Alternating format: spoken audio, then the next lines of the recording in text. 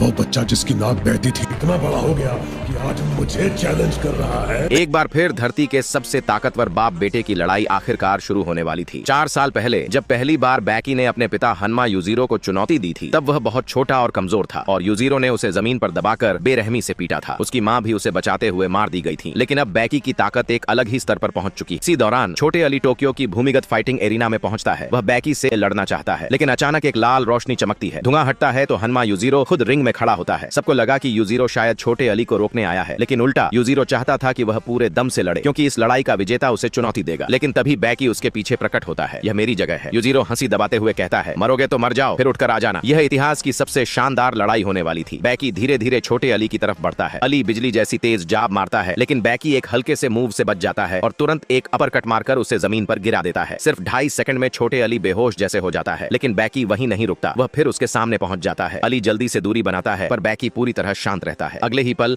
बैकी उसे सीधे कमर के नीचे जोरदार लात मारता है। अली दर्द से तड़पता हुआ जमीन पर गिर जाता है, लेकिन बैकी का मन अभी भी नहीं भरता। वह उसके सिर पर जोर से पैर रख देता है। अली पूरी तरह बेहोश हो जाता है। बैकी उसकी पलकें उठाकर देखता है, अरे अभी जिंदा है। फिर वह उसे खत्म करने के लिए रियर नेकेड चोक लगा देता है। दर्शक दंग रह जाते हैं। क्या बैकी सच में उसे मार डालेगा? उसी समय महान मुक्केबाज मोहम्मद अली पिता आकर अपने बेटे को बचाते हैं। उनके आने से पूरा एरिना जोश में भर जाता है। बैकी अपने चेहरे को छूते हुए कहता है, एक द लेजेंड के पंच से लगना सम्मान की बात है। वह अली जूनियर को देखता है और कहता है, ये कचरा मेरे लायक प्रतिद्वंदी नहीं है। फिर वह दर्शक सी में बैठे योरोइसुको यूजीरो की तरफ मुड़कर उसे चुनौती देता है। इस लड़ाई को आखिरी रक्षा युद्ध समझो।